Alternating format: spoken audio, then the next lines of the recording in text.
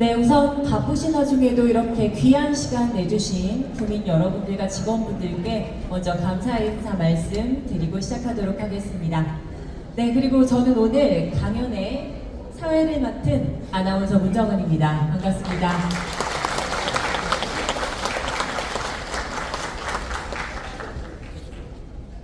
네, 오늘 진행 순서를 먼저 말씀드리겠습니다. 국민의례, 안보 특강, 그리고 기념 촬영 순으로 진행될 예정이고요. 총 소요 시간은 1시간 40분 정도로 생각해 주시면 감사하겠습니다.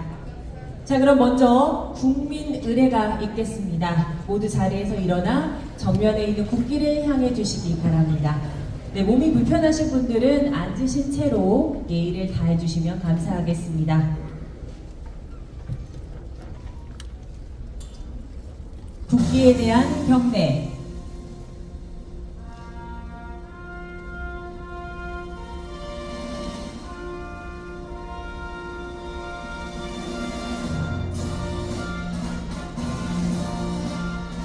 나는 자랑스러운 태극기 앞에 자유롭고 정의로운 대한민국의 무궁한 영광을 위하여 충성을 다할 것을 굳게 다짐합니다.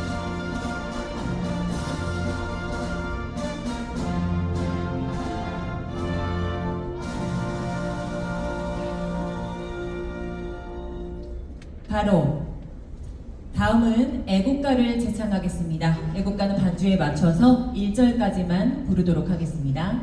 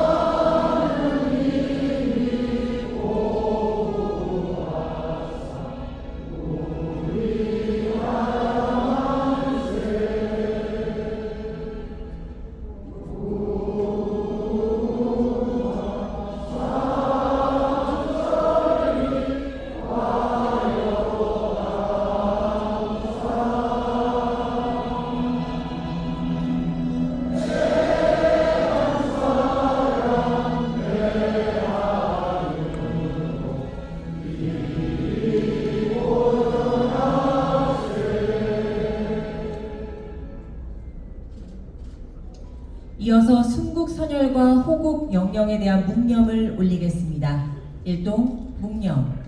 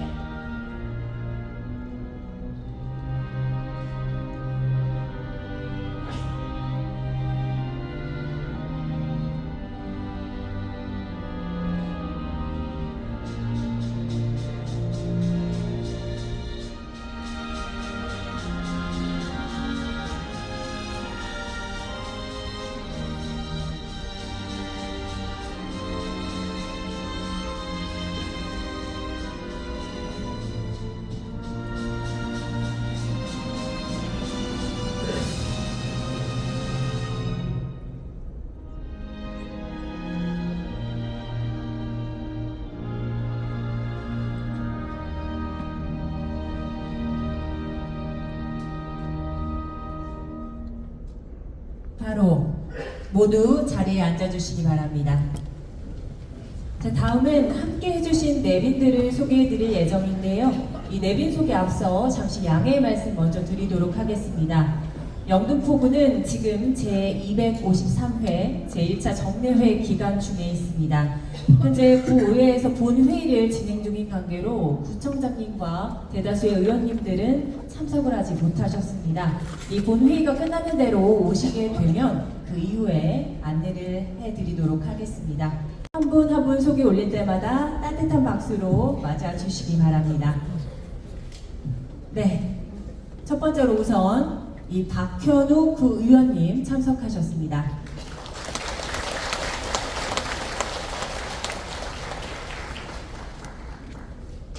네, 이어서 영등포구 보훈단체 단체장님들 소개해드리도록 하겠습니다.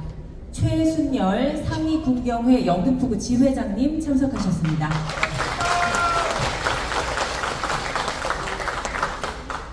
김대우 전몰 군경유족회 영등포구 지회장님 참석하셨습니다.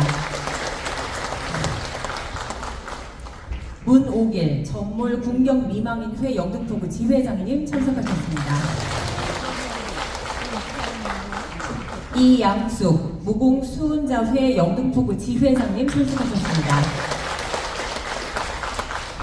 강용배 6.25 천전유공자회 영등포구 지회장님 참석하셨습니다. 신대영 고역제 전우회 영등포구 지회장님 참석하셨습니다. 네, 김형복 특수임무유공자회 영등포구 지회장님 참석하셨습니다. 네, 다음은 대통령 직속 자문기구인 민주평화통일자문회의를 소개해드리도록 하겠습니다. 이영재 민주평화통일자문회의 영등포구 협의회 회장님 참석하셨습니다.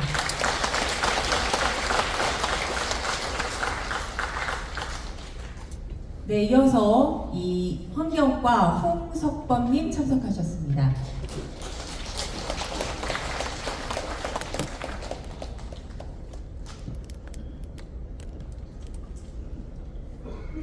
네, 마지막으로 강남구 손민기 의원님 참석하셨습니다.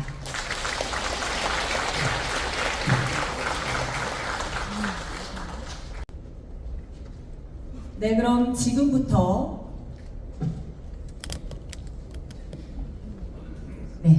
죄송합니다. 네, 그럼 지금부터 안보 특강을 시작하도록 하겠습니다. 네, 여러분들이 잘 알고 계시는 것처럼 6월은 호국 보훈의 달입니다. 그리고 어제는 6월 25일 6.25였는데요.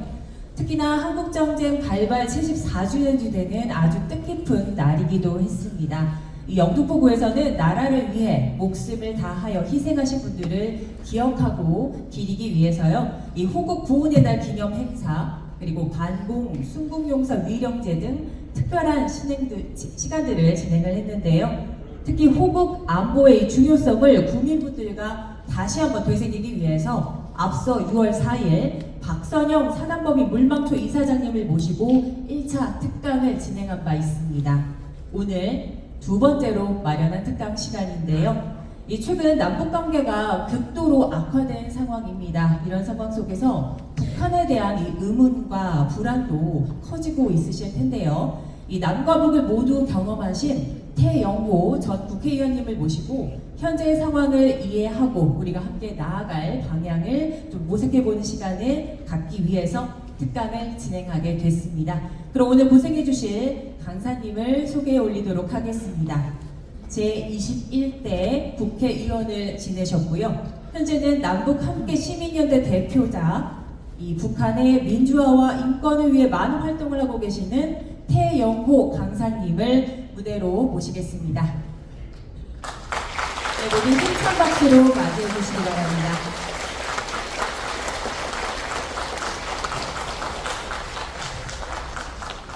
오늘 이렇게 이 영등포에 와서 여러분들 앞에서 6.25 전쟁을 우리가 바로 알고 앞으로 통일을 위해서 어떤 일들을 해야 되겠느냐라는 걸 강의할 수 있게 돼서 대단히 영광스럽게 생각합니다. 고맙습니다. 실제 여러분들이 지금 앉아있는 이 영등포구는요, 우리 6.25 전쟁 때 대단히 어마어마한 기적 같은 일을 만들어낸 곳이기도 합니다. 그래서 오늘 제가 할 6.25 전쟁에 대한 강연은 지금까지 여러분들이 생각하고 있던 그런 6.25 전쟁과는 조금 다른 결이 있을 수 있습니다. 왜냐하면 저는 북한에서 공직자로 있다가 2016년도에 대한민국에 와서 지금 8년 차거든요. 그런데 매해 6월 호국 보훈의 달을 맞을 때마다 우리가 6.25 전쟁에서 정말 어떻게 피 흘리며 싸웠는지 과거를 뒤돌아볼 때 저로서는 좀 아쉬운 점이 많습니다. 실제 이러이러한 점들을 좀 더 우리 국민들에게 잘 알려서 우리 국민들이 6.25 전쟁에서 실제 어떤 일이 있었는지, 앞으로 이 땅에서 전쟁이 일어나서는 안 되겠지만 만일 또 그런 전쟁이 일어난다면 여기에 계시는 국민 한 사람 한 사람은 어떤 마음을 가지고 어떻게 해야 되겠는지, 이런 거를 다시 되새겨보는 그런 자리가 되도록 하시면 감사하겠습니다. 여러분, 6.25 전쟁이 일어나기 전 그때 당시 우리나라가 처해 있던 이 국제적인 환경입니다. 여러분이 이 지도를 보면 알겠지만 대한민국은 공산제국이라는 이 거대한 악의 제국의 맨 끝자락에 간신히 붙어 있습니다. 섬처럼. 지금은 우리가 12 경제 대국이고 또 우리나라에는 주한 미군이 있고 또 우리는 지금 산화와 민주화를 이루어서 세계에서 10손가락에 드는 대국입니다. 그렇기 때문에 지금은 문제없지만 그때 당시 6.25 전쟁이 일어날 당시에는 우리나라에 주한 미군이 없었습니다. 또 미국은 6.25 전쟁이 일어나기 몇 달 전 바로 1950년 1월 엑시스 라인이라는 걸 그었습니다. 말하자면 미국의 핵심 이익을 어디까지 그을 것이냐. 그래서 엑시스 라인을 그었는데 그 엑시스 라인이 아쉽게도 그때 당시 38선에 그어져 있지 않고 한반도와 일본 사이에 그어져 있었습니다. 그래서 이 라인을 볼 때에는 전 세계적으로 만일 대한민국에서 공산주의와 우리 자유민주주의가 한판 붙는다면 상식적으로 볼 때에는 우리를 도와주러 외국에서 올까요 안 올까요? 예, 상식적으로는 이거는 가나 마나 해보나 마나한 싸움이기 때문에 이런 데는 오지 않습니다. 그런데 6.25 전쟁이 터진 후 6.25 전쟁이 끝날 때까지 우리나라에 16개 나라에서 지원병이 왔을 뿐 아니라 미국 한 나라에서만도 수십만 명의 청년들이 코레아라는 이름 하나 듣고 그 코레아가 어디에 붙어있는지도 모르고 우리 대한민국을 구원하려고 달려왔습니다. 그런데 더 기가 막힌 일은요, 그때 당시 6.25 전쟁 전 기간에 미국에서 미군 장성들의 아들 142명이 한국전에 참가했습니다. 여기에는 미국 대통령이었던 아이젠하워 대통령으로부터 미국의 완스타 장성들의 아들들은 거의 다 대한민국 전쟁에 왔습니다. 그 중에서 희생된 사람이 얼마냐? 아들들이 35명이 바로 6.25 전쟁에서 죽었습니다. 어제는 6.25 전쟁이 터진 지 74주년 해입니다. 그래서 미국에서 지금 정치인들이 대단히 많이 와 있습니다. 어제 저녁 6월 25일 저녁 우리 서울 워크힐 호텔에서 그들을 환영하는 만찬이 있었는데 제가 그 자리에서 그분들에게 이렇게 말했습니다. 바로 여기가 대한민국에 와서 정말 희생된 8군 사령관이었던 워크힐 장군의 이름을 단 워크힐 호텔이다. 이렇게 우리들은 미군이 우리를 위해서 희생된 그 희생 정신을 아직도 잊지 않고 고맙게 여기고 있다. 이렇게 제가 말했습니다.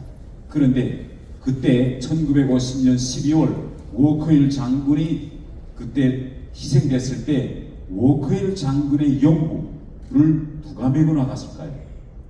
아시는 분 계십니까? 워크힐 장군이 누가 정확히 아십니다. 이분을 위해서 박수 한번 좀 쳐드립시다. 8군 사령관, 낙동강 개선을 지켜낸 8군 사령관 워크힐 장군이 우정부 개선에서 차를 타고 가다가 지프차가 사고 나서 거기서 희생됐습니다. 그런데 그 희생된 장군의 시신을 누가 용구를 메고 나갔느냐? 그때 당시 전선에서 싸우던 워커힐 장군 샘 워커가 직접 와서 아버지의 시신을 거두었습니다. 이렇게 6.25 전쟁 전 기간에 미국의 거의 모든 장성들의 아들들이 다 와서 여기서 싸웠습니다. 아이젠하워 대통령의 아들도 예외가 아니었습니다. 이런 점을 잘 기억하면서 그러면 어떻게 김일성이나 스탈린이나 마오쩌둥 같은 사람들은 그렇게 미국이 자기 지도자들의 아들들까지 보낼 정도로 6.25 전쟁에 올 줄 모르고 이 6.25 전쟁을 일으켰을까요? 이 점을 우리가 잘 아는 것이 필요합니다. 자, 6.25 전쟁이 일어나기 전에 남과 북의 군사력 대비입니다. 한국군은 10만이 조금 넘습니다.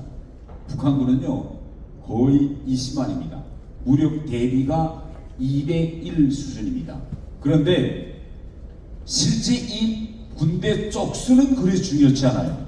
가장 중요한 것은 그 군대가 어떤 핵심 골간으로 구성됐는가가 중요합니다.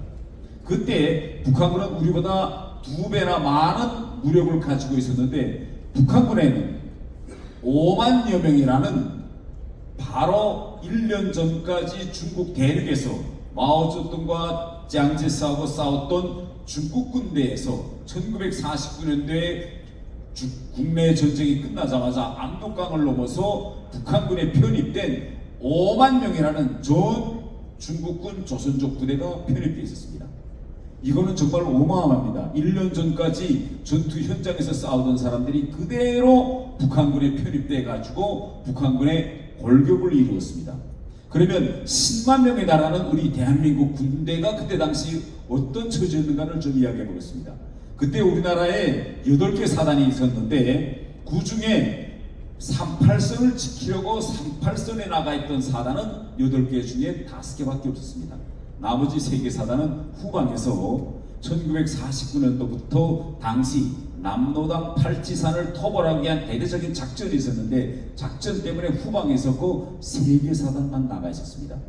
더 문제는 그때 당시 우리나라 사단장의 평균 나이가 몇 살이나 되었을까요? 예? 평균 나이가 29세부터 30세 사이였습니다. 지금 한번 생각해 보세요. 나라를 지키고 있는 주요 무력의 사단장들의 나이가 29세, 30세입니다. 그래서 어제 미국 정치인이 저한테 이렇게 물어봅니다. 미국 장성들은 자기 아들들을 다 보내서 장성들의 아들 142명이 한국전쟁에 참가하고 그 중에 35명이 죽었는데 한국군 장성의 아들은 몇 명 한국전쟁에 참가했느냐 저한테 이렇게 물어봤습니다. 그래서 제가 그때 당시 많은 사단장들이나 장성들은요 아들도 없었습니다. 우리 군 사단장의 평균 나이가 29세 30세였습니다. 이렇게 우리는 청소한 군대였습니다. 그래서 이런 무력 대비를 볼 때 이 전쟁에서 우리가 이긴다는 것은 정말 기적 같은 일입니다. 여기에 더 기가 막힌 이야기가 있습니다. 북한은요 지금도 또 1950년대도 딱 전쟁을 관련한 작전을 짤 때 바로 이 숫자 0을 중시합니다. 여기에 군대에서 이거 전역하셔서 지금 제한군인이랑 상위군인이랑 많은 분들이 계시는데 이 숫자 0을 항상 북한은 중시한다. 이걸 좀 여러분이 생각해 주셔야 됩니다. 쉽게 이야기하면 뭐냐? 우리한테는 탱크가 하나도 없었는데 북한에는 탱크가 그때 당시 242대가 있었습니다. 전 세계 전쟁 역사를 보면 항상 싸움이 일어나기 전에 공격하는 쪽에서는 뭘 생각하느냐? 상대한테 없는 무기를 어떻게 내가 가져볼 수 없을까? 상대가 모르는 무기를 가지고 기습해서 상대를 찌를 수 없을까? 이런 걸 항상 생각합니다. 그래서 우리가 전쟁 역사를 보면 한번 보세요. 임진왜란 때 우리가 왜 초기에 일본군한테 밀렸을까요? 옳습니다. 일본이 그때 조총을 가지고 왔습니다. 이걸 가지고 하면 결국은 조선 군대는 무너질 것이다. 이렇게 남이 모르는 비장의 무기를 꺼내는 겁니다. 자, 나폴레옹이 전 유럽을 점령할 때 나폴레옹에는 비장의 무기는 바로 포였습니다. 포부대를 잘 쏘면 전투에서 쉽게 이긴다. 그래서 그때 북한군은 바로 뭐냐? 한국의 탱크가 하나도 없다는 걸 알고 바로 스탈린한테 이야기해서 탱크를 242대나 가지고 이제 불의의 공격을 준비합니다. 여기에서부터 지금 전쟁이 이제 일어나기 시작합니다. 자, 이것이 6.25 전쟁 때 북한군이 작전 지도입니다.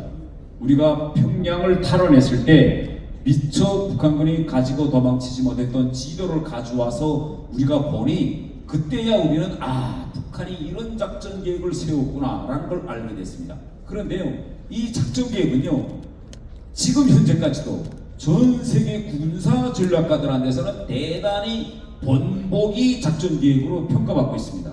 이 작전 계획을 만드는데 2차 대전에 동원되었던 소련의 모든 군사 전략가들이 다 북한에 나와서 이 작전 계획을 짰습니다. 이 작전 계획의 핵심은 쉽게 이야기하면 전쟁은 6월 25일 날 일으켜서 한 주일 안에 끝내고 8월 15일 날 서울에서 8.15 독립기념 행사를 크게 한다, 이겁니다. 그래서 보시다시피 이렇게 작전이 서울에서 끝난다. 그때 당시는 전쟁이 3년 갈 줄, 또 낙동강 전선에서 말하자면 남북 사이에 치열한 전투가 벌어질 것은 꿈에도 생각을 못했습니다. 그러면 어떤 작전 계획이 있었고 이 작전 계획을 어떻게 우리가 뒤집어 폈느냐라는 이야기를 제가 이제부터 하겠습니다. 이 작전 계획을 가만히 지금 보세요. 이 작전 계획을 보면 주공전선은 이렇게 서부전선이 주공전선입니다.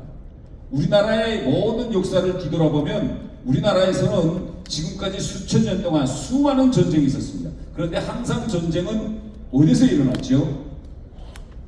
바로 이 한반도의 서쪽, 중국에서 원나라 때든 청나라 때든 명나라 때든 항상 우리 한반도로 올 때는 이 서쪽으로 치고 들어오고 서쪽에서 계속 싸움이 일어납니다.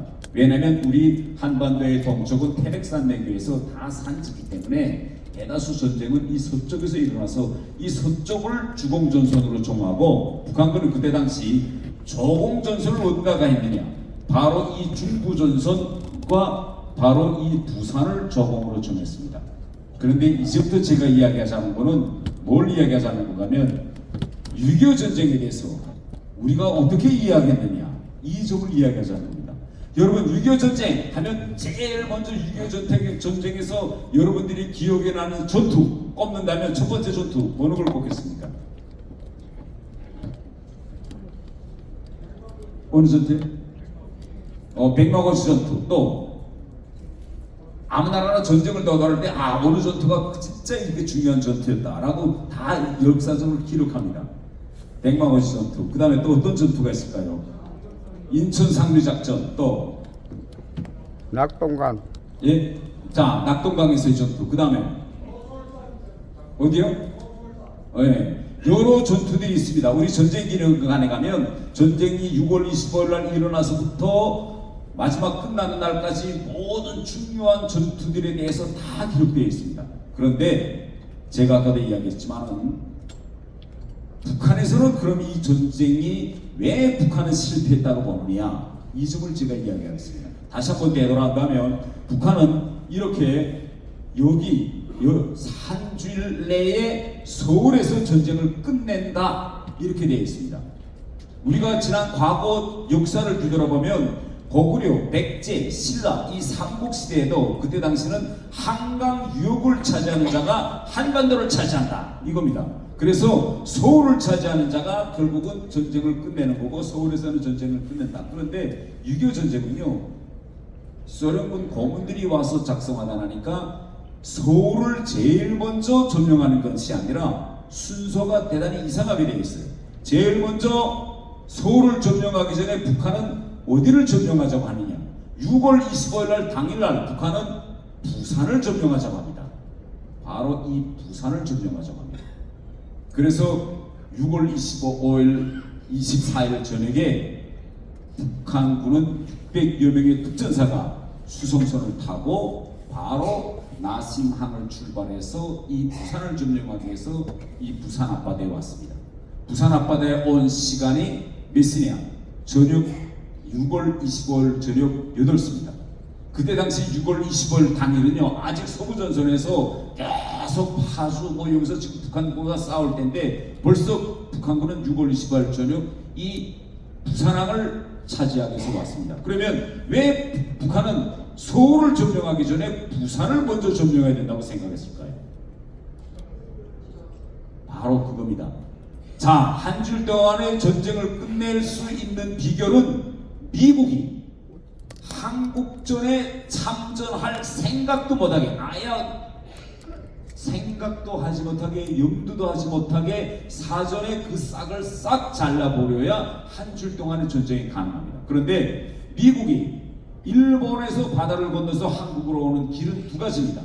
소규모 부대는 비행기를 타고 올 수 있고, 대규모 병력, 말하자면 탱크, 포 이런 거는 그때 당시 비행기에 실을 수 없으니 바다를 통해서 부산에 오게 되어 있습니다.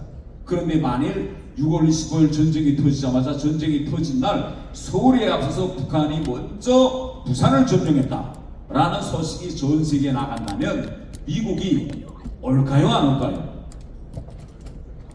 어떻게 됐을지도 모르고, 다 그때 당시 전쟁 상황을 보면 그래서 이 작전 계획은 대단히 치밀하게 짠 작전 계획이다. 근데 6월 25일 날 저녁 8시에 도착해가지고 북한군은 부산에 상륙할 기회를 노리고 있었습니다. 왜 도착하자마자 부산에 즉시 상륙하지 않았느냐? 부산 주민들이 다 잘 시간을 기다렸습니다. 잘 때 바로 특전사 600명이 부산에 상륙해서 부산의 모든 관공서들과 신문사, 방송국을 다 장악하고 그 위에는 태극기를 내리고 인공기를 올리고 6월 26일 아침에 부산 시민들이 눈을 뜨고 길거리에 나오니 탱크가 내려주고 북한 인공기가 올라가고 라디오 방송을 통해서 전 세계에 여러분, 전 세계 시민 여러분, 부산을 북한군이 차지했습니다 라고 뉴스를 날리면 미국 트루먼 대통령이나 메가더 사령관이 끝났구나 이제는 라고 포기할 줄 알고 왔습니다. 그런데 이때 아주 기적 같은 일이 일어납니다. 그때 우리나라에 백두산함이라는 그런 전함이 하나 있었습니다. 전함. 이 전함이 진해 해군 기지에 있었는데 서울에서 전화가 옵니다. 북한군이 지금 좋은 전선에 걸쳐서 치고 내려오니 빨리 그 부대를 동해로 기동시키라. 그래서 그 명령을 받고 그날 저녁에 그 함이 퉁퉁퉁퉁퉁퉁 떠나가지고 부산 앞바다를 지나가고 있었어요. 부산 앞바다를 지나가고 있다가 가만 보니까 적재불명의 큰 수송선이 바로 부산항 앞에 지금 멈춰서 있는 겁니다. 그러니까 그 함장이 대단히 이상하게 생각해요. 왜 이 함선이, 왜 이 수송선이 항에 들어가든지 아니면 항을 떠나든지 해야지 항 딱 앞에 이렇게 가만히 서 있을까? 그래서 지나가다가 불러 신호를 합니다. 무슨 선박이세요? 왜 서 있으세요? 부산항에 들어가려고 하세요? 아니면 나가려고 하세요? 누구세요? 하고 불러 빡빡빡 물어봐요. 답변이 없어요. 더 이상하니까 또 물어봐요. 그때 당시 거기에 서 있던 북한군은요, 발각됐구나 라고 생각하고 가지고 있던 중기관총으로 우리 해군 함선을 향해서 사격을 합니다. 그러니까 그 다음에 우리 함선도 이게 뭐냐, 저 수송선 짐을 나르는 배인 줄 알았는데 그 배에서 총탄이 날아오니 공산군이다 라고 알게 된 겁니다. 그런데요, 이 공산군 배가 부산항에 오려고 한다는 걸 안 요 순간부터 정말 기가 막힌 일이 일어납니다. 어떤 일이냐? 제가 아까 북한은 숫자 0을 중시한다고 했죠. 왜 북한은 저렇게 부산항에 상륙하지 않고 마음 표현이 시간 10시가 되기를 기다렸느냐? 그때 북한이 가지고 있던 정보에 의하면 우리나라에 함포를 실은 전함이 없었습니다. 탱크도 없었던 것처럼 우리나라에 함포를 실은 전함이 없었습니다. 방금 제가 도표를 통해서 본 우리나라가 가지고 있던 그 군함은 일본으로부터 넘겨받은 건데 대부분이 다 목선이었어요. 밀수군이나 혹은 5선 정도 단속하는 이런 배였습니다. 싸움을 하려면 배에 포를 실어야 되는데 배가 무게되어 있고 포를 실었는데 우리나라에는 바로 그 고사포를 실은 전함이 없습니다. 그래서 북한군은 우리나라에 전함이 없는 줄 알고 지금 부산항에 와서 지금 마음 먹고 지금 10시 되길 기다리고 있었는데 갑자기 배가 나타서 끔뻑끔뻑 하니 이거 뭐지? 내가 감히 우리를 향해서 총 몇 발 따르릉 쏘면 무서워서 도망칠 줄 알았어요. 그런데 뜻밖에도 기적 같은 일이 일어납니다. 한국에 전함이 없는 줄 알았는데 그 백두산 함에서 포탄이 포알이 꽝 하고 나가는 거예요. 깜짝 놀랐습니다. 그러면 왜 북한은 우리한테 고사포를 실은 전투 함선이 있다는 걸 몰랐을까요? 여기에 아주 기가 막힌 일이 있습니다. 그때 당시 우리나라의 첫 해군 제독이 손원일 제독인데, 이분이 본인이 해군 제독인데 우리나라에 함포를 올려놓은 전함이 없다는 이 사실에 너무 통분했어요. 그래서 미국에 가서 함선을 한 척만 좀 달라 하니까 미국이 함선을 안 줍니다. 정부에 가서 함선을 하나 더 살 돈을 좀 주세요 라고 하니까 그것도 돈이 없다고 합니다. 그래서 그때 당시 해병들을 모아놓고 이분이 호소를 해서 장교들과 사병들이 십시일반으로 모은 돈을 가지고 이분이 미국에 갑니다. 가서 돈이 없으니 그때 당시 한 8만 불 정도를 모았다고 해요.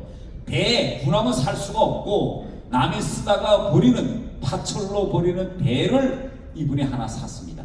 사서 거기다가 포를 올려놓고, 그래도 포를 올려놔야 되니까 그 포를 올려놓고 그 배 이름을 백두산함이라고 달았습니다. 그런데 돈이 없어서 그때 미국에서 싣고 온 포탄이 모두 100발이었습니다.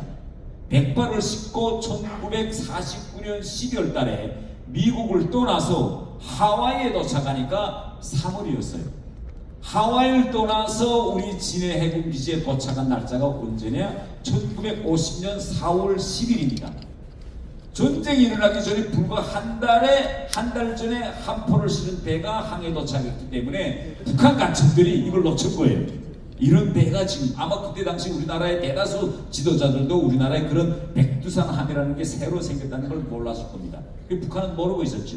그런데 더 기가 막힌 건 포알을 100발밖에 미국에서 못 가져왔기 때문에 전쟁이 일어나기 전까지 백두산함에 우리 해군은 포탄을 한 번도 쏴보지 못한 해군입니다. 너무 아까우니까 이걸 연습하려면 쏴야 되는데 연습을 못 해본 거예요. 그런데 북한 배가 나타났다고 하니까 함장이 야 쏴라 하는 겁니다. 한 번도 못 쏴본 군대가.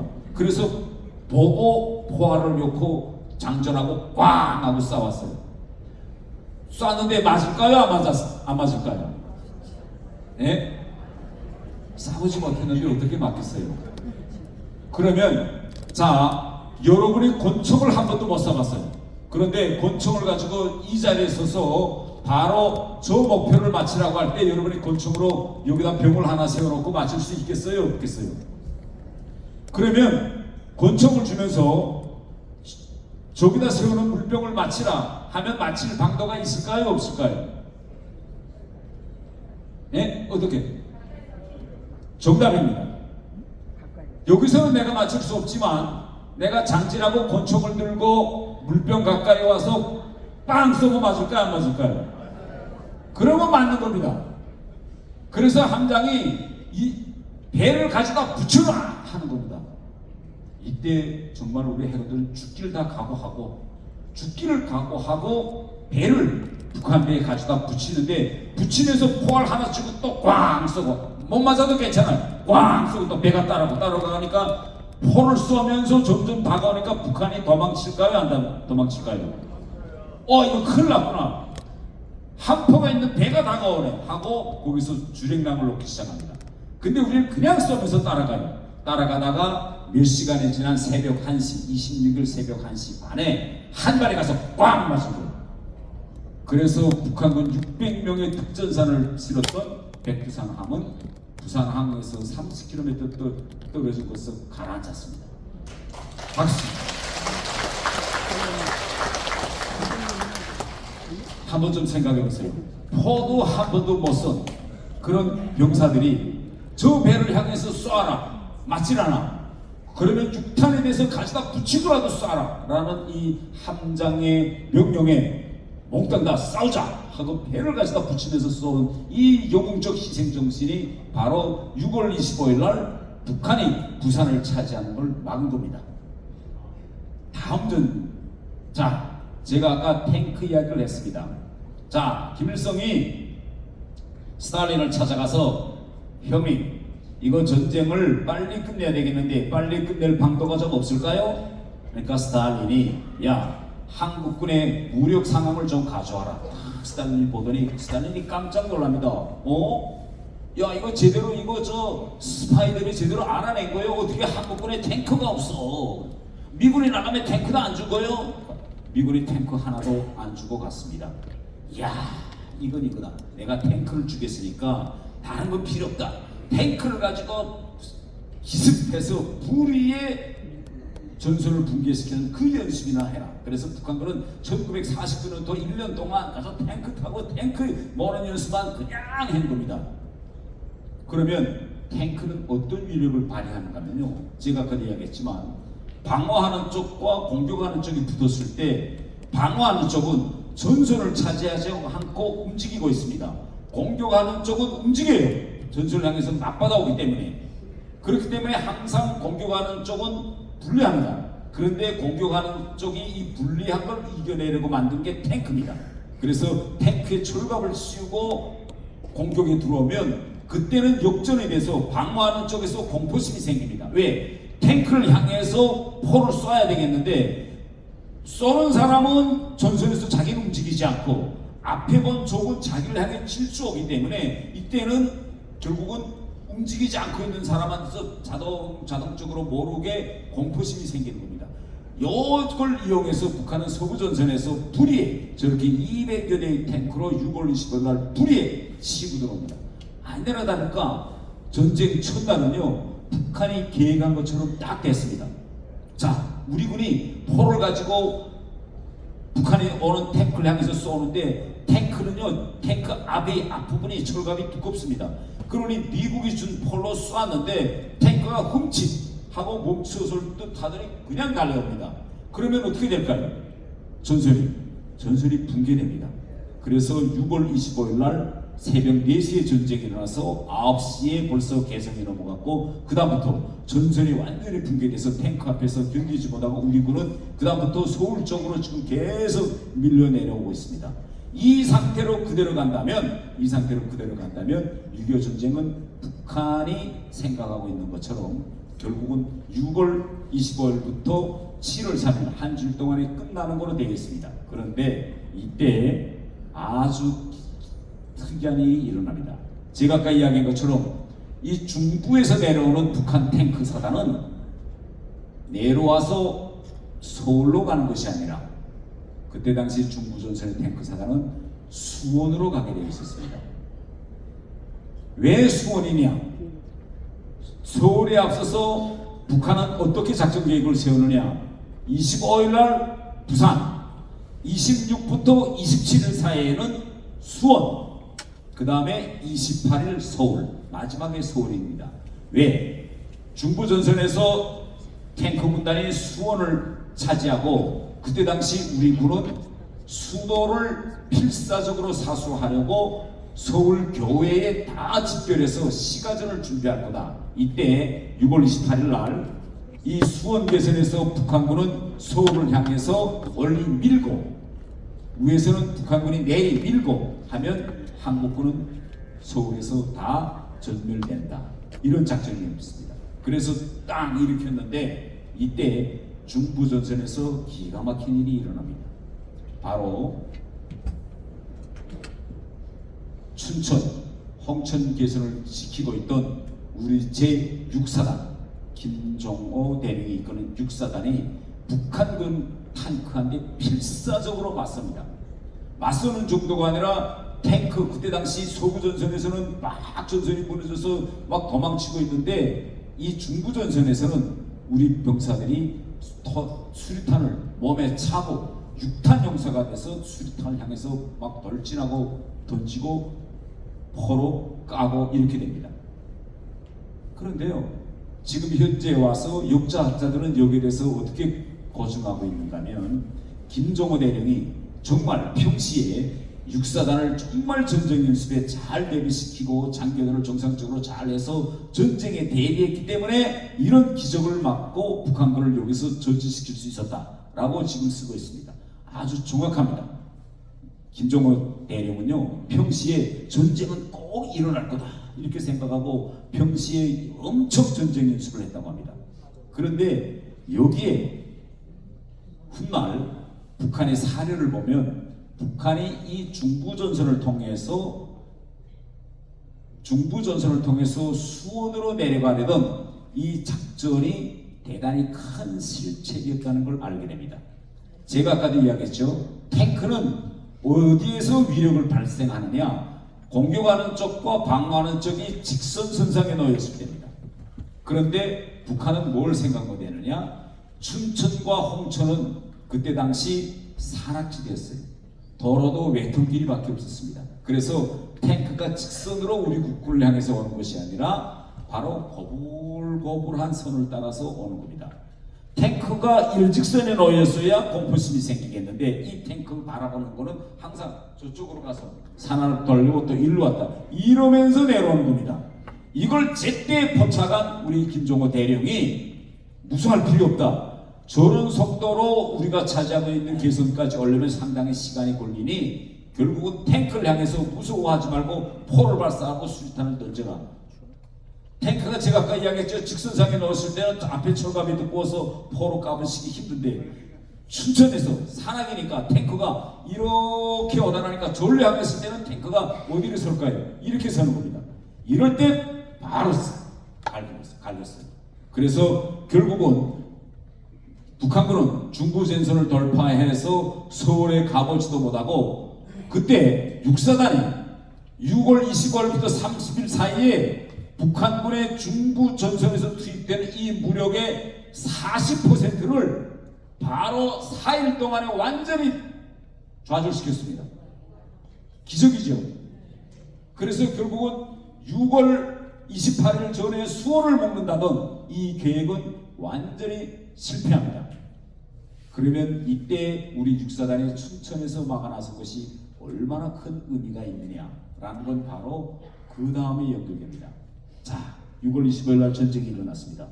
이승만 대통령은 미국 대사를 만나서 북한이 치고 내려왔다. 우리가 여기서 저 공산주의와 싸우는 길은 우리도 중요하지만 미국이 도와줘야 된다. 빨리 트루맨 대통령에게 정보를 보내서 우리를 도와달라고 요구해라. 그리고 트루맨 대통령에게 이승만 대통령이 여러 차례 전화를 합니다. 트루맨 대통령은 이승만 대통령에게 걱정하지 마세요.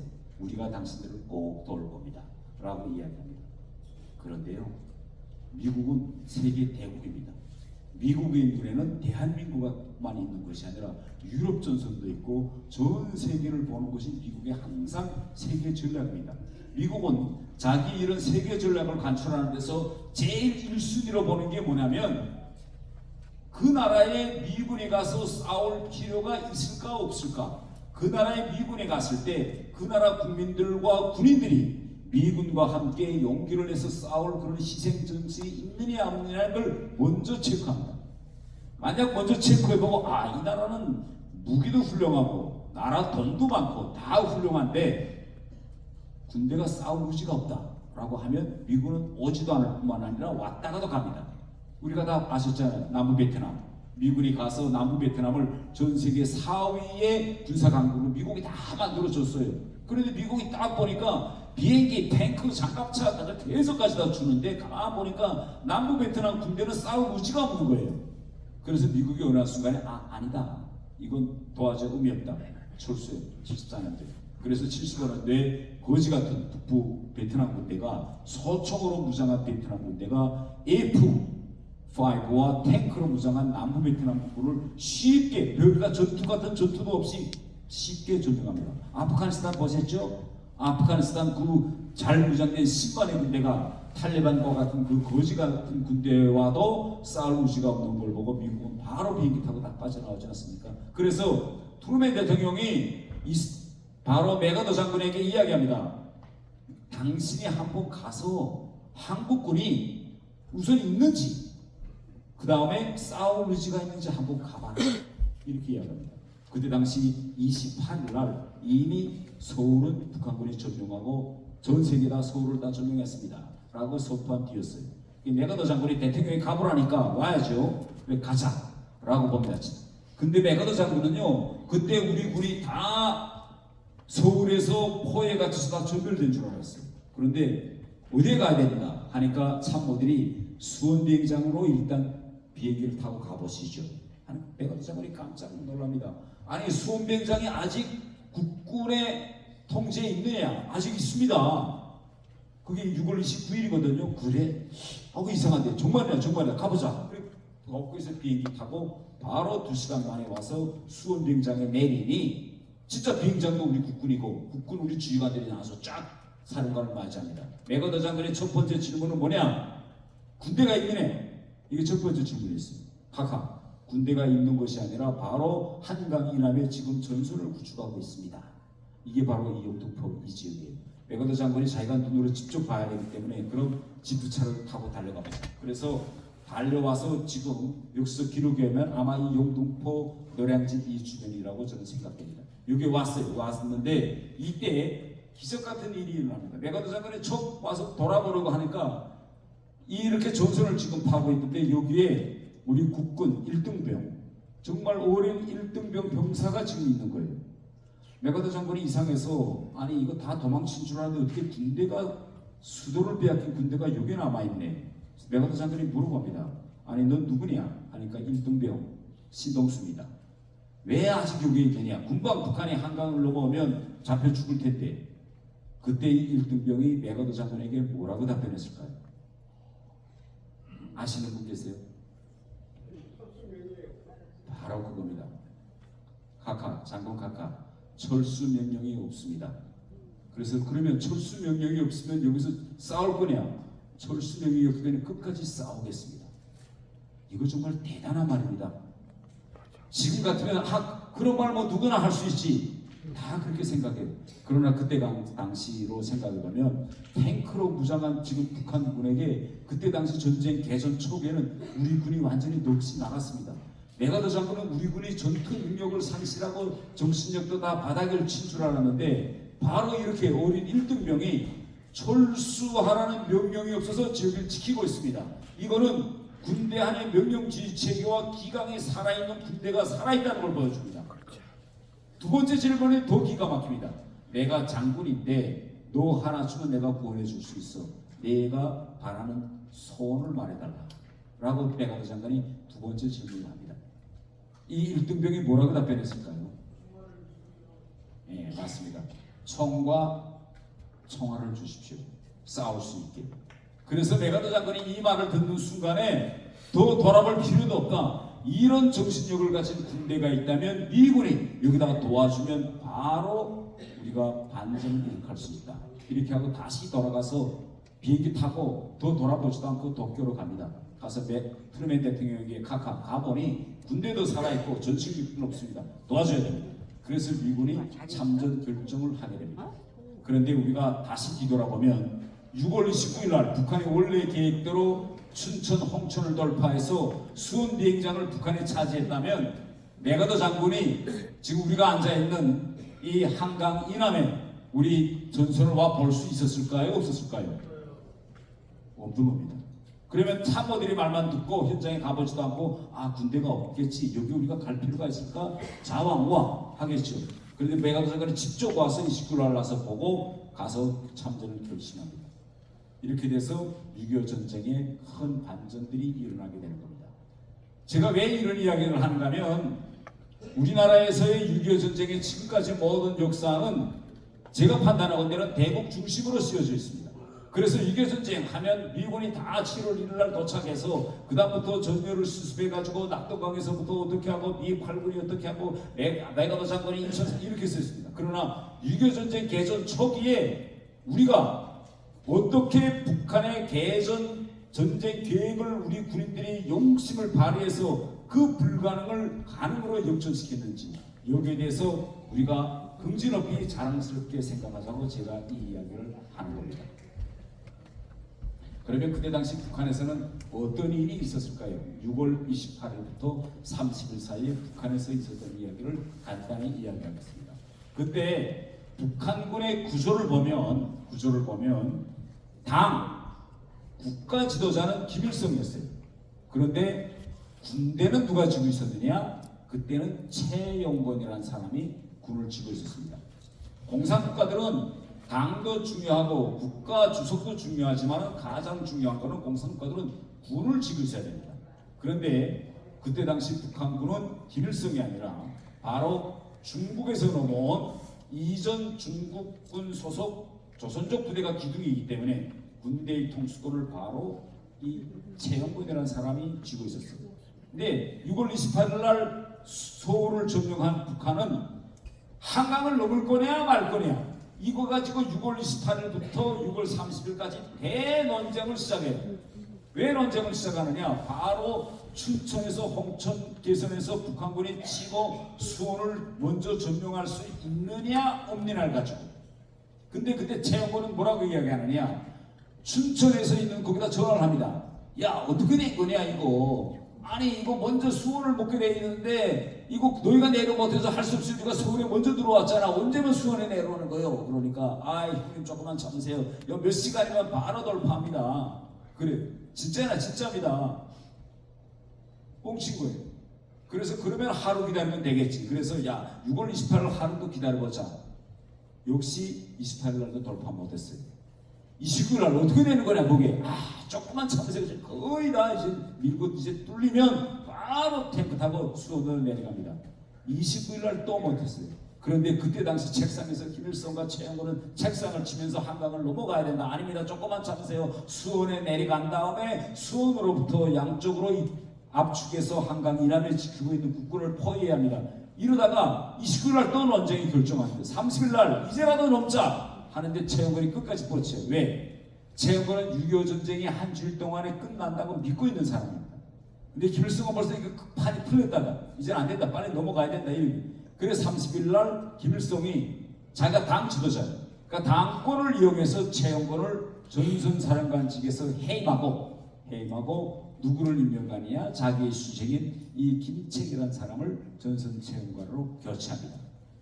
이렇게 북한은 개전 초기에 한 주일 동안의 전쟁을 끝낸다는 그 작전력이 뒤틀어지면서 첫날 6월 서울을 점령한 이후에 북한에서 대싸움이 일어나고 최영권을 이렇게 못 친다는 건 뭘 말하냐? 앞으로 북한군 내부에서 중국군 출신 장성들은 다 옷을 벗게 되고 계급장을 내놓게 되고 김일성파의 만주파가 군권을 장악한다는 그런 인사 변동이 일어날 것이라는 걸 예고하는 일이 일어납니다. 이렇게 개전 초기에 북한의 모든 작전을 뒤틀게 만든 그 위대한 힘은 바로 6월 25일 날 저녁 백두산함, 그 다음 6월 26일부터 6월 30일까지 춘천을 지키고 있던 우리 국군의 힘으로 다 이루어낸 겁니다.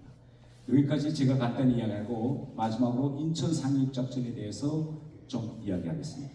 우리가 6.25 전쟁과 관련해서 6.25 전쟁뿐만 아니라 임진왜란 또 그 전에 우리 한반도에서 일어난 모든 전쟁을 보면요 특징이 하나 있습니다.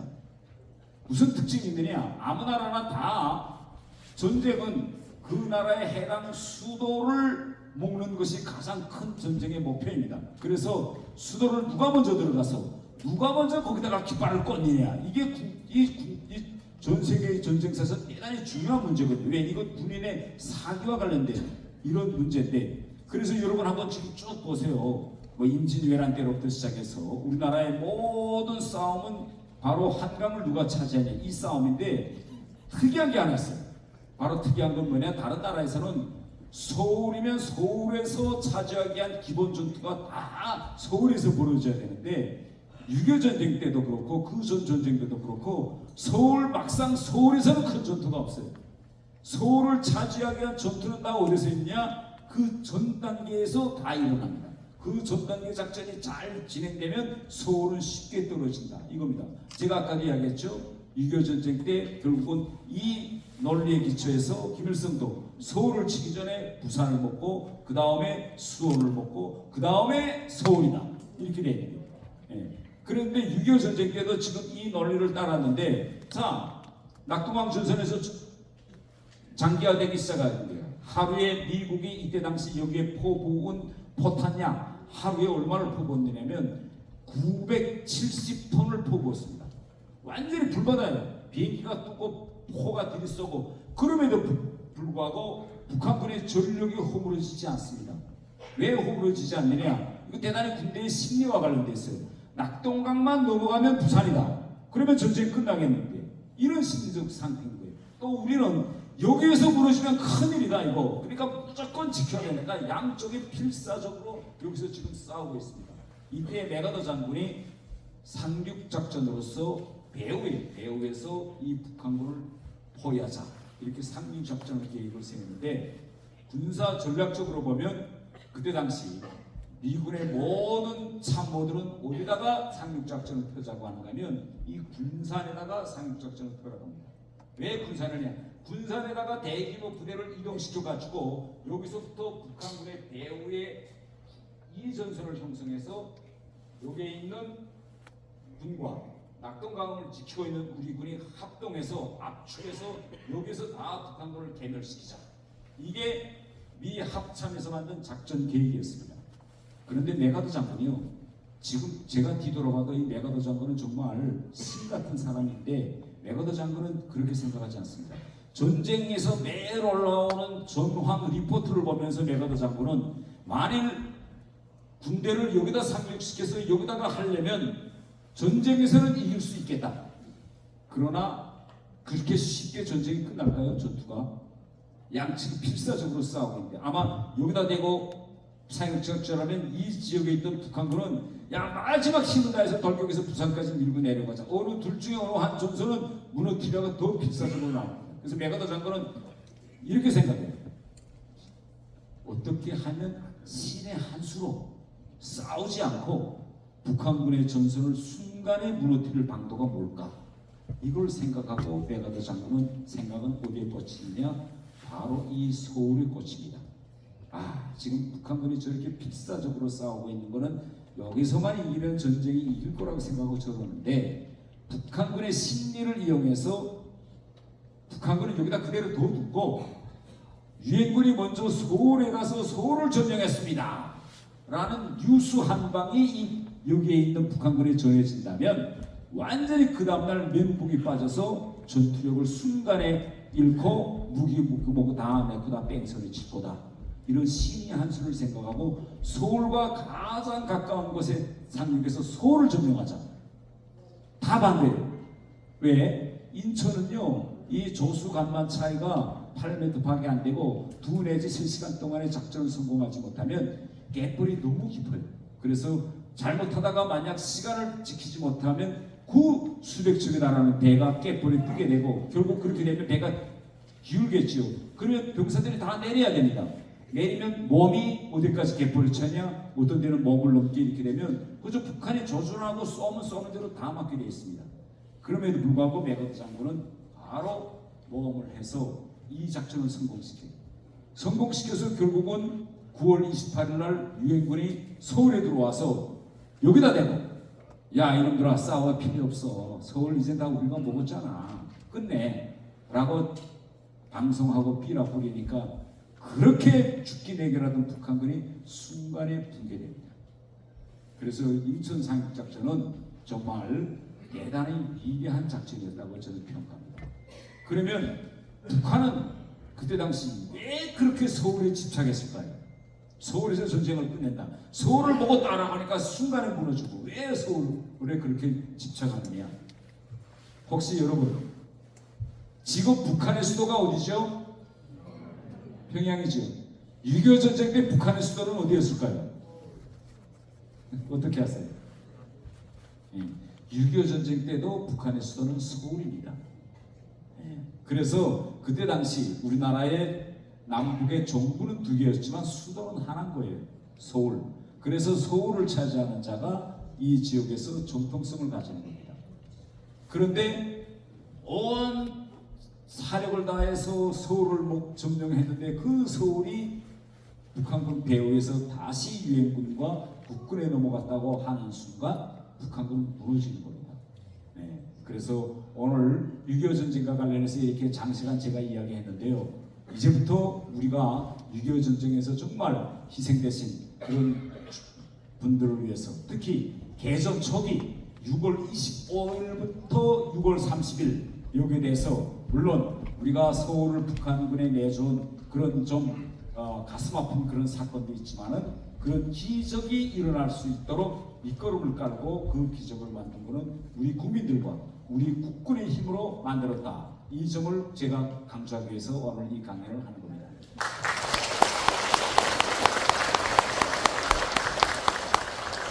(6.25) 전쟁과 관련해서 제가 마지막으로 혹시 여러분들 속에 (6.25) 전쟁을 직접 경험해 보신 분이 계신가요? 자, 그러면 우리 (6.25) 전쟁 때 직접 (6.25) 전쟁을 경험해 보시면서 아직까지도 (6.25) 전쟁의 산 증인으로 계시는 분을 위해서 우리 좀 일어서 주십시오. 예. 자, 박수 한번 더 크게 쳐주십시오.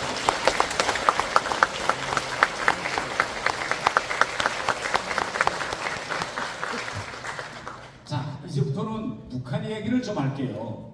여러분 생각에는 통일이 될 것 같으세요? 안 될 것 같으세요? 예? 통일된다 하는 사람 손 들어보세요.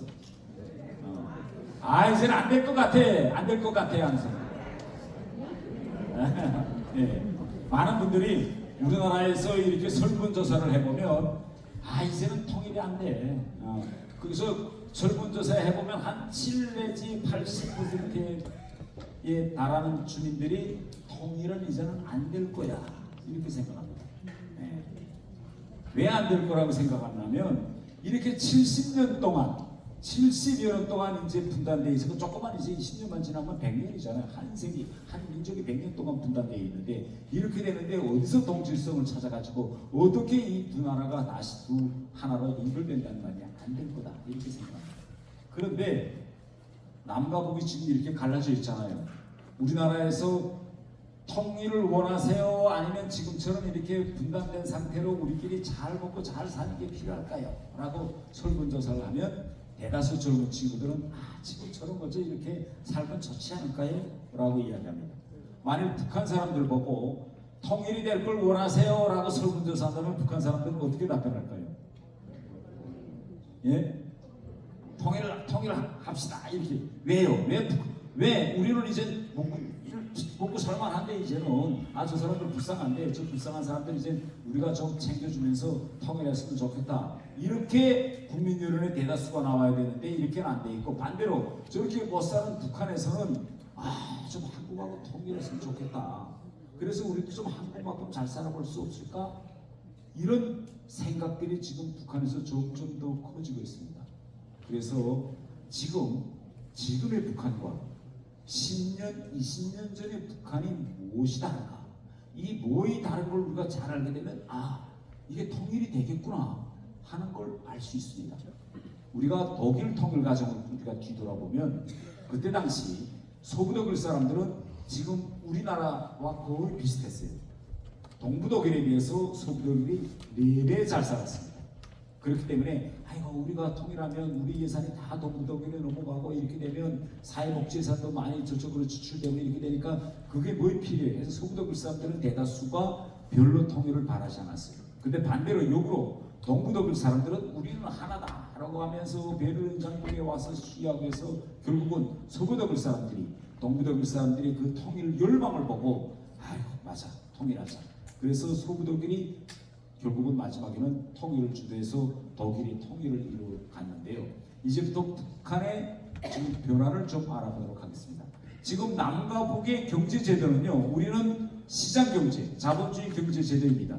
북한도 표면상으로는 사회주의 계획 경제였습니다. 20년 전까지만 해도. 그런데 지금은요, 북한 주민의 70%가 사회주의가 아니라 70%가 자본주의에 의거해서 생계를 유지하고 있습니다.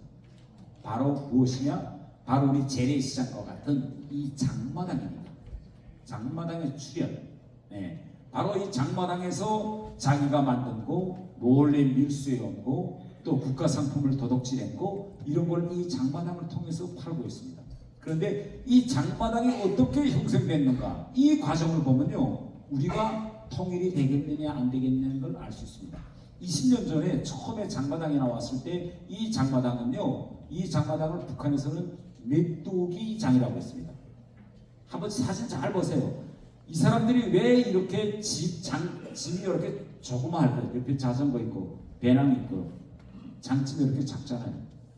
이걸 왜 작은가 하면 만일 경찰이 노점 상인들을 단속하러 온다 하면 즉시에 도망칠 수 있게 준비를 딱 하고 있다가 저기 망보는 사람이 경찰이다 라고 하면 즉시에 도망칠 수 있고, 도망쳤다가 또 가면 다시 걸리고. 그래서 이때 이거는 우리 역사에서 보면 자본주의 시초 단계인 그런 원시적 자본주의 단계인 메뚜기장이었습니다. 그런데요, 10년 전부터 이 메뚜기장이 뭘로 변했느냐, 이렇게 진드기장으로 변했어요. 장소도 똑같이 다 마을로 들어가는 길목입니다. 이 사람들은 도망칠 사람들이잖아요. 이 사람들은 도망칠 사람인가요? 아닌가요? 네. 10년 전부터 북한 사람들은 가만 생각해 봤어요. 그때까지, 그 전까지는 국가 지도자가 김씨 여가가 하라면 하란 대로 했는데, 하라면 하란 대로 하니까 굶어 죽는 거예요. 그래서 이러면 안 되겠다. 먹고 살아야 되겠다. 그래서 그다음부터 경찰이 와서 짐을 뺐으면 저항하고 해서 이 진드기장이, 이 메뚜기장이 진드기장으로 변했고, 지금의 북한은 어떻게 되어 있느냐? 이게 지금의 재래시장입니다. 이게 재래시장이에요. 자본주의가 지금 완전히 구조적으로 들어앉아가지고 지금 뿌리 박기 시작했습니다. 김정은이가 이걸 없애버리고 별짓을 다 했지만은, 별의별 조치를 다 했지만 이걸 없애지 못하고 점점 북한의 인민시장은 늘어나고 있습니다. 이렇게 집도 다 짓고 전기도 있고 이렇게 우리 재래시장 정도는 아니지만, 우리 영등포 시장 정도까지는 아니지만 그나마 그래도 자본주의 싹이 여기서 자라고 있습니다. 자본주의 싹이 자라면요, 뭐이 생기느냐, 내 생계는 내가 챙기는 겁니다. 내가 먹고 사는데 내가 왜 국가 지도자, 국가에 충성을 해야 되느냐, 날 먹여 살리지 못할 바에 나보고 이래라 저래라 하지 마라, 이런 의식이 지금 북한에서는 싹 트고 있습니다. 다음 하나는요, 이 컴퓨터가 20년 전부터 북한에 들어가기 시작했습니다. 컴퓨터 교육을 받은 세대와 컴퓨터 교육을 받지 못한 세대는요, 세대 간의 연결을 지점이 없어요. 저 같은 경우에도 뭐 컴퓨터도 좀 하고 있고 핸드폰도 스마트폰도 다루고 있지만은, 저는 학교에서 정규적으로 교육을 받은 것이 아니라 환경을 통해서 아이고 컴퓨터를 알아야 하니 뭐 책도 보고 뭐 옆에 사람한테 물어도 보고 이러면서 북한에서 배웠는데, 2000년대부터 북한에서 공식 컴퓨터 교재를 놓고 북한의 지금 20세, 30세 세대는 학교에서 정기적으로 컴퓨터를 배웠습니다. 컴퓨터를 배우고 나면 뭐가 생기죠? 수요가 생기는 겁니다. 그래서 북한의 지금 거의 대부분 가정들에는 데스크톱이든 아니면 노트북이든 컴퓨터가 지금 있기 시작했습니다. 컴퓨터가 있는 북한과 없던 북한, 제가 80학번인데 컴퓨터가 없는 상황에서 큰 세대와 컴퓨터가 있는 데서 큰 세대가 뭐이 다르냐, 컴퓨터가 들어오면서 북한에서는 당국의 통제 밖에 있는 정보가 대대적으로 유통되기 시작합니다. 컴퓨터가 없을 때는 우리가 볼 수 있는 뉴스는 라디오라든가 아니면 신문이라든가 도서관에서 빌리는 책인데, 이건 당국의 통제가 다 가능합니다.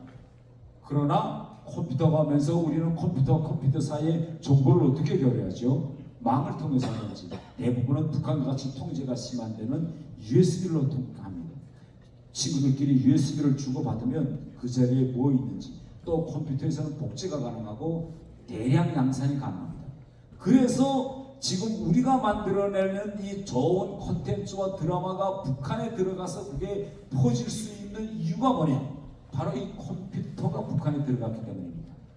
이전에는 컴퓨터가 없었기 때문에 우리가 아무리 좋은 영화를 만들고, 우리 임영웅과 같은 그런 훌륭한 가수가 나와서 노래를 잘 부르고 BTS가 나와도 그걸 볼 방도가 없잖아요. TV를 못 보는데. 그런데 지금은 USB만 들어가면 다 보게 돼 있는 겁니다. 네. 그래서 컴퓨터가 출현한 이 세대, 바로 이 세대가 지금 북한에서 커가고 있다라고 합니다. 그런데 국가가 유지되려면 그 국가의 정체성, 그 국가의 이념, 철학, 가치를 믿는 세대가 있어야 돼요. 우리 대한민국에서도 물론 정경원의 차이, 이념의 차이, 가치의 차이는 있겠지만 절대 다수 대한민국 우리 국민들은 헌법의 가치를 믿습니다. 자유민주주의는 가치를 믿어요. 그런데 이 국민들이 자기 국가의 가치를 믿지 않는 순간에 그 국가는 존재가 불가능해집니다. 근데 지금 컴퓨터가 들어가면서 북한의 세대는 지금 어떤 세대냐? 놀라움의 세대. 놀라움의 세대. 미국 학자가 이런 책을 썼습니다. 놀라움의 힘. 인간이 나는 누굴까? 내가 믿었던 게 이게 사실이 아니었네 라고 큰 충격을 받는 것이 놀라움인데, 모든 믿음과 정체성의 혼란은 언제부터 시작되느냐? 바로 놀라면서 시작되는 겁니다. 근데 지금 북한의 젊은 세대들은 컴퓨터를 통해서 우리 드라마, 우리 콘텐츠를 보면서 일단 처음에는 놀랍니다. 아, 이게 뭐지? 한국이 이렇게 잘 살다니.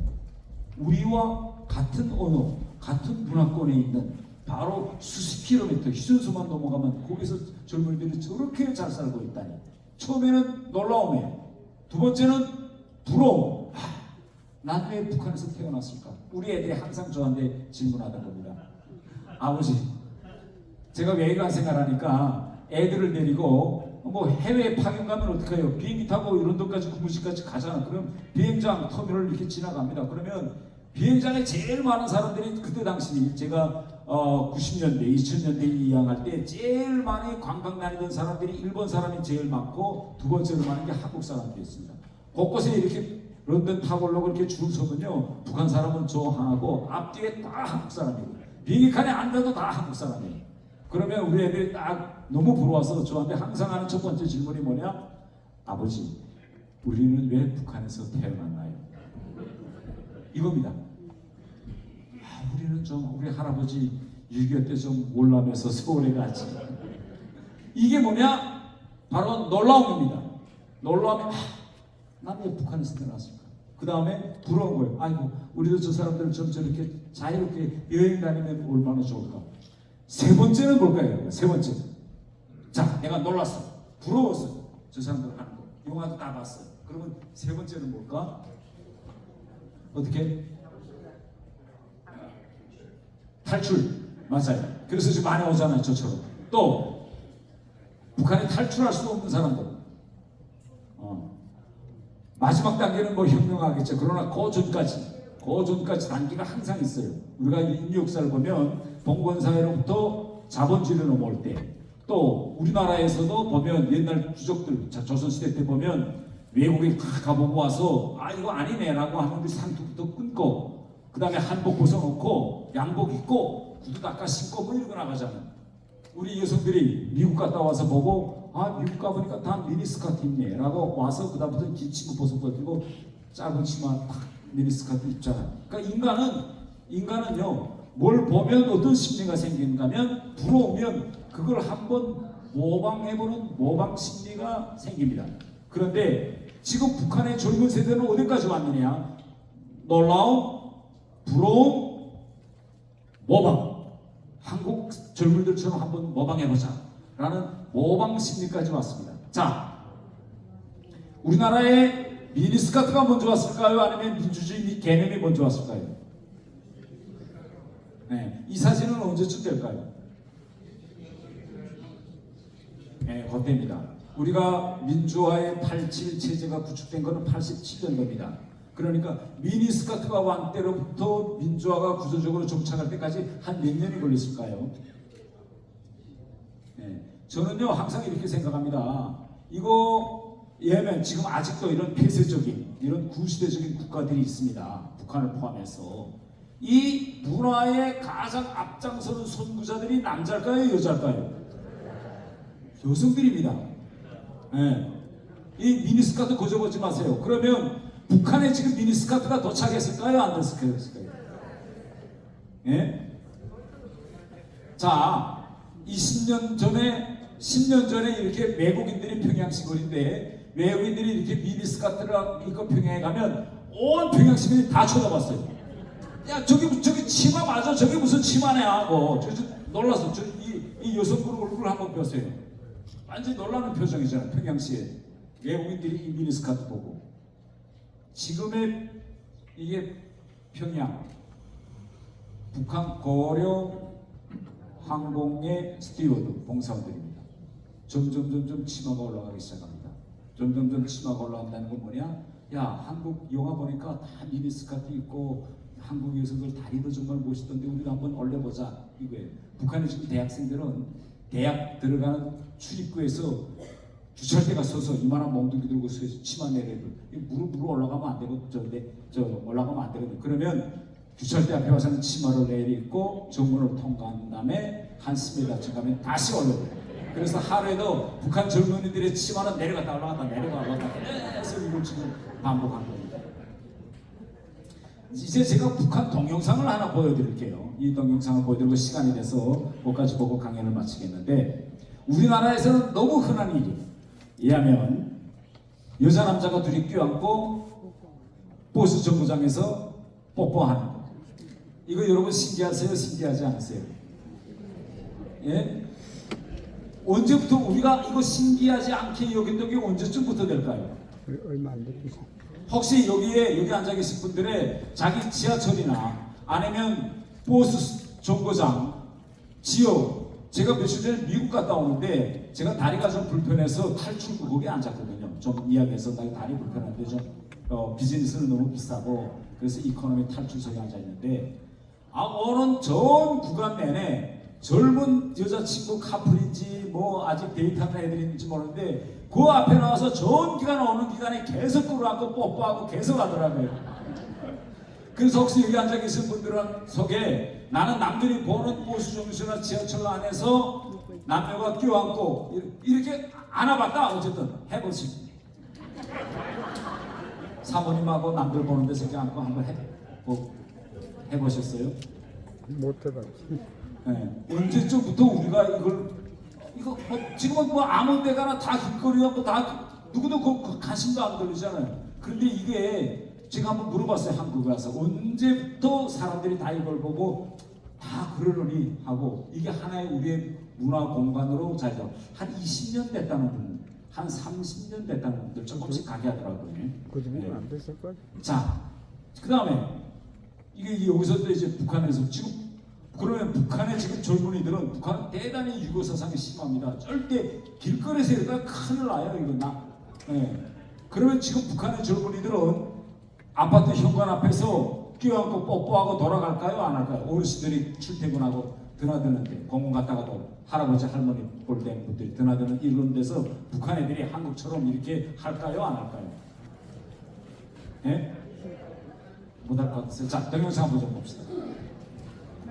와 장소도 가리지 않고 서로 끌어안고 돌아치는 신랑 신부의 모습들은 어떻게 돼서 숱한 사람들이 모여들고 지나다니며 또 지켜보는 대중 장소들에서 저렇듯 아무런 부끄러움이나 거리낌도 없이 노골적으로 추잡하게 놀아댈 수 있단 말입니다. 저들의 차림새를 봐서는 도무지 공화국 공민인지 가늠하기 힘든 정도인데 남녀 간의 진정한 눈의 분위기는 외국산 술이나 포도주쯤은 마셔야 제대로 선다는 집단의 기준을 세웠는지 이 저녁의 손목에는 무려 4개에 달하는 금속 팔찌가 끼워져 있는가 하면 양쪽 귀에는 귀걸이가 2개씩이나 달려 있습니다.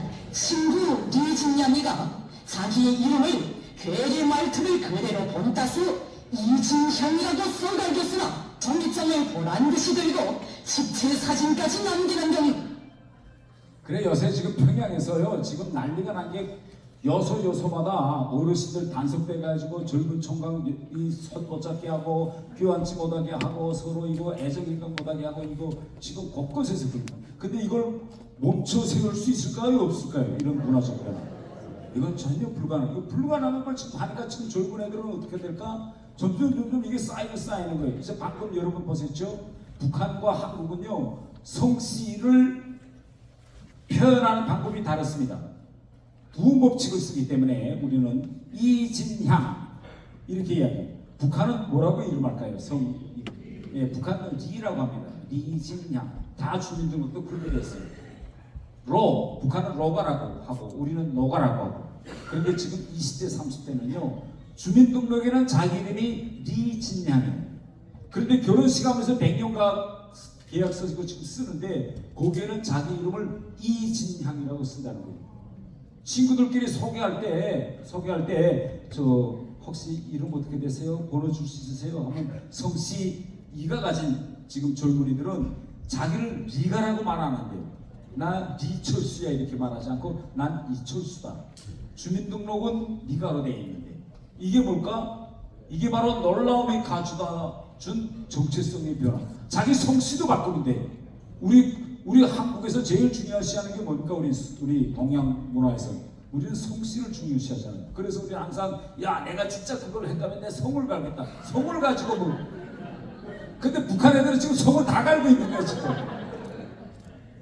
이게 지금 어마어마한 겁니다. 지금 이런 시대까지 지금 북한으로 가고 있어요. 네. 자 마지막으로 여기까지만 이야기할게요. 남과 북에 지금 여러 가지 차이점이 있습니다.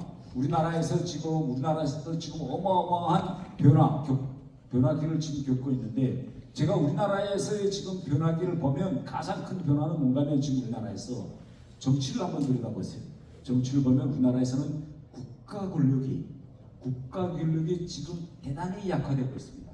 그러면서 개인이 가지고 있는 이 권력이 지금 점점 더 커지고 있는 이런 새로운 정치 문화가 지금 우리나라에서 생겨나고 있습니다. 북한도 지금 마찬가지입니다. 국가 권력이 대단히 빠른 속도로 무너지고 있어요. 그런데 왜 무너지고 있냐? 부질없는 일을 하기 때문에 무너지고 있어요. 여자 남자 애정애가 하는 거 저렇게 하지 말라고 아무리 말해야 저게 될까요? 외국 글자가 새겨진 어치 입지 말라고 아무리 해도 말 안 듣고 더 말하고 절대 성씨 이럴 때 니가를 이가라고 하지 말라고 해서 저렇게 결혼식 100년가 맺으면서 저렇게 자기 이름에 이신양이라고 써붙이고 이렇게 개인이 자기 정체성에 대해서 국가와 지금 충돌하고 있습니다. 북한은. 두 번째는 우리나라에서는 지금 이 AI 시대에 어떻게 대변하겠느냐 이걸 지금 모든 수업들이 달라붙어서 요구하고 있는데 북한은 지금 김정은이가 저렇게 장마당에 펴지고 있는데 이 자본주의를 어떻게 막을 것이냐 올인하고 있지만 아직도 방책을 찾지 못해요. 세 번째 남과 북이 지금 비슷한 게 뭐냐면 이 저출산 문제입니다. 우리나라의 저출산은 이제 0.7이 무너져가지고 이제는 0.6선으로 지금 육박하고 있어요. 이제는 일본보다도 저출산 문제가 심각합니다. 그런데요, 이게 북한도 문제입니다. 북한의 지금 유엔에다가 공식 보고인 거는 1.38명, 1.3으로 지금 보고가 있습니다. 2019년에 이 숫자도 이거 왜곡된 숫자입니다. 제가 80년생이에요. 제가 90년대에 결혼했는데 애를 90년대에 낳았어요. 제 학급에 학생 수가 34명이었습니다. 근데 그 중에 결혼해서 애 2명을 낳은 커플은 34명 중에 절반도 안 돼요. 다 한 명을 낳았습니다. 그러니까 벌써 북한은 1990년대에 북한의 통계를 왜곡했지만 저는 북한도 1990년대부터 2000년대 사이에 1% 합계 출산율이 무너졌다고 생각합니다. 그런데 신기한 거는 뭐냐면 전 세계적으로 모든 나라에서 딱 공통점이 하나 있는데 1인당 GNI, 1인당 국민소득이 1만 불을 넘어설 때 그때부터 커플들이 가족계획, 패밀리 플래닝, 가족계획을 세워가지고 애를 낳을까 말까, 하나 낳을까, 둘 낳을까, 아니면 서희 낳을까 이렇게 부부간에 토의해서 합의된 애를 낳는 것을 패밀리 플래닝이라고 하는데 이게 언제부터 인간이 이런 생각이 드느냐? 소득이 1만 불이 넘어설 때부터 그런 생각을 한다는 거예요. 이건 국가가 아무리 해도 관계없이 인간은 벌써 1만 불을 넘어서면 생활에서 여유가 생기고 여성들의 권리가 신장되기 때문에 애를 많이 낳을까 낳지 말까 생각. 북한은 지금 1만 불이 아니라 1인당 GNI가 3,000불도 넘어서지 못했습니다. 그런데 불과 수십 년 전에 저렇게 북한 젊은이들이 애를 안 낳아요. 북한이 결혼을 안 합니다. 북한도 지금 국가 소멸 위기로 가고 있습니다. 남과 북이 이렇게 지금 북한도 우리 한국화되고 있어요. 한국 젊은이들이 애를 안 낳으니까 북한 젊은이들도 지금 애를 안 낳고 있는 것입니다. 그래서 결론부터 이야기하면 남과 북이 지금 70여 년째 휴전선을 통해서 갈라져 있고 정말 동질성이 더 크냐 이질성이 더 크냐 이걸 가지고 우리가 계속 논쟁하고 있지만 지금 북한에 새로 자라나고 있는 젊은 세대들은 한국과의 통일을 연결하면서 우리를 향해서 지금 한 걸음 한 걸음 다가가고 있고 이들이 북한 인구에서 차지하는 비중은 지금은 뭐 한 20% 정도 조금 넘겠지만 10년 후에 되면 40% 되고 20년 후에 되면 60% 돼서 이들이 주류 세력이 있을 텐데 저는 통일은 꼭 온다고 생각하면서 제 강연을 여기서 마치겠습니다. 시간은 11시 28분이기 때문에 질문 한 가지만 받고 끝내겠습니다. 혹시 질문 계시는 분 여기요. 11시 반까지 주최 측에서 끝내달라고 하기 때문에 예, 여기요. 예, 잘했습니다. 예.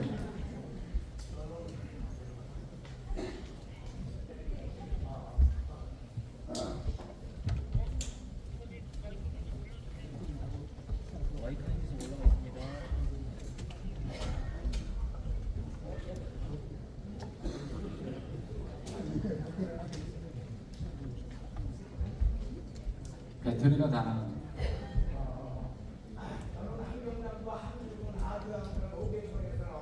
아유, 돈 주소.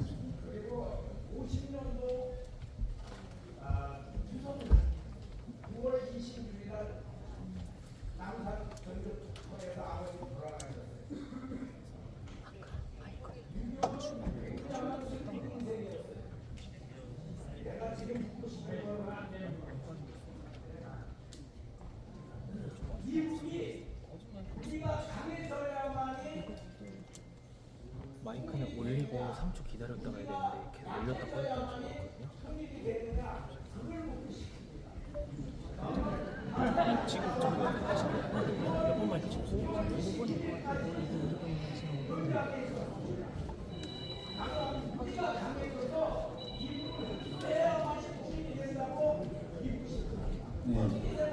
네, 아주 중요한 말씀했습니다. 당연하죠. 우리가 강하고 또 우리가 잘 살고 더 중요한 것은 저처럼 이북을 떠나서 한국에 온 탈북민들이 한국에 와서 성공적으로 정착해서 잘 살고 그 잘 사는 소식이 다시 되돌아서 북한에 들어가서 북한 사람들도 야 우리도 한번 한국처럼 잘 살아보자 라고 생각하고 그런 생각을 가진 사람들의 인구 총 퍼센티지가 북한에서 나날이 지금 늘어나고 있기 때문에 저는 당연히 우리가 강하고 우리가 잘 살아야 통일이 쉽게 평화적으로 된다 이렇게 생각합니다. 네. 고맙습니다.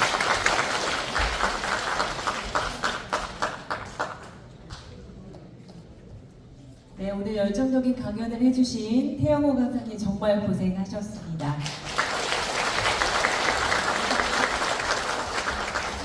네, 오늘 우리는 이 특강을 통해서 참 많은 걸 깨달을 수가 있었는데요. 이 지난 6.25 전쟁을 다시 돌아보고 그 속에서 교훈을 또 되새기면서 이 남북의 과거와 현재, 미래까지 좀 생각해 볼 수 있는 그런 시간이었습니다.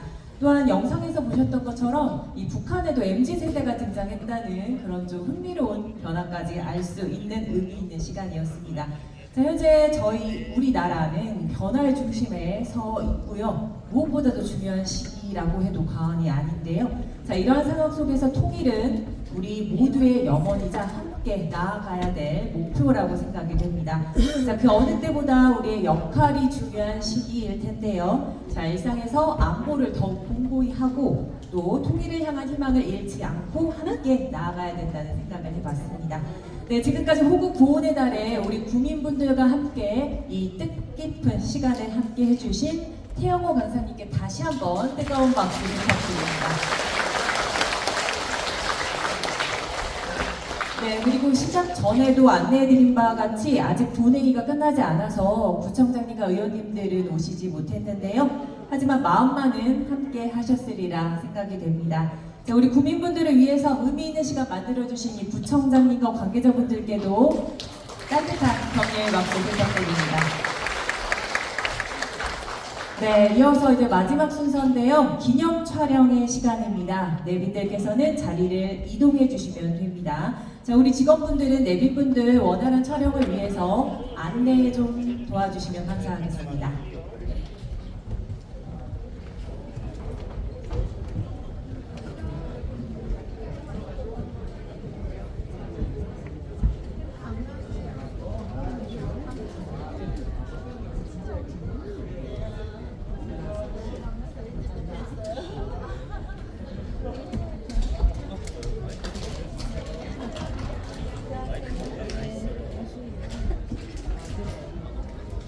여기 새기면 내가 좋지. 내가 질문할 걸 그랬다.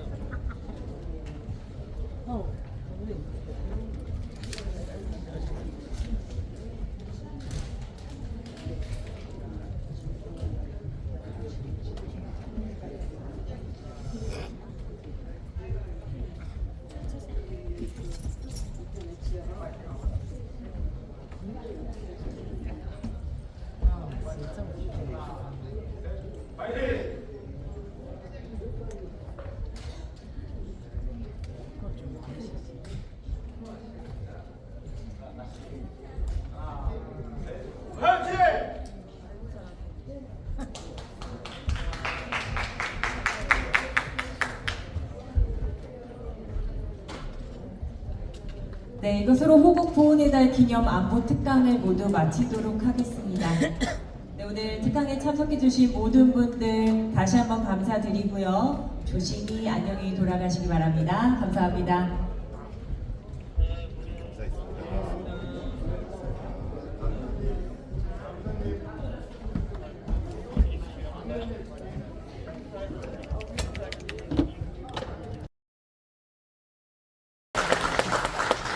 시간은 11시 28분이기 때문에 질문 한 가지만 받고 끝내겠습니다. 혹시 질문 계시는 분 여기요. 11시 반까지 주최 측에서 끝내달라고 하기 때문에 여기요.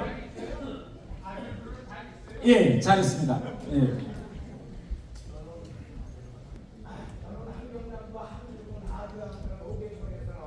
아, 오늘 교수.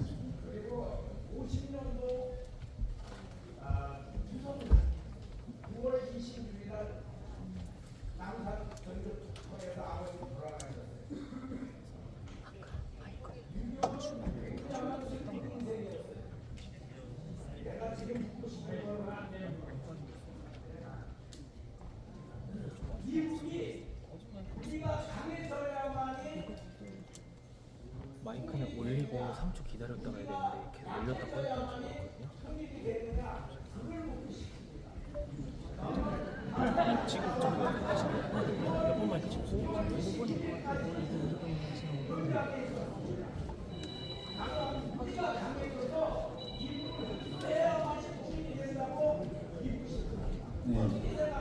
네, 아주 중요한 말씀했습니다. 당연하죠. 우리가 강하고 또 우리가 잘 살고 더 중요한 것은 저처럼 이북을 떠나서 한국에 온 탈북민들이 한국에 와서 성공적으로 정착해서 잘 살고 그 잘 사는 소식이 다시 되돌아서 북한에 들어가서 북한 사람들도 야 우리도 한번 한국처럼 잘 살아보자 라고 생각하고 그런 생각을 가진 사람들의 인구 총 퍼센티지가 북한에서 나날이 지금 늘어나고 있기 때문에 저는 당연히 우리가 강하고 우리가 잘 살아야 통일이 쉽게 평화적으로 된다 이렇게 생각합니다. 네. 고맙습니다.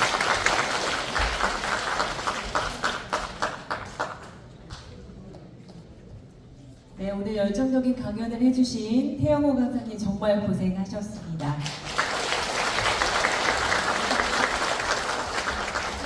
네, 오늘 우리는 이 특강을 통해서 참 많은 걸 깨달을 수가 있었는데요. 이 지난 6.25 전쟁을 다시 돌아보고 그 속에서 교훈을 또 되새기면서 이 남북의 과거와 현재, 미래까지 좀 생각해 볼 수 있는 그런 시간이었습니다.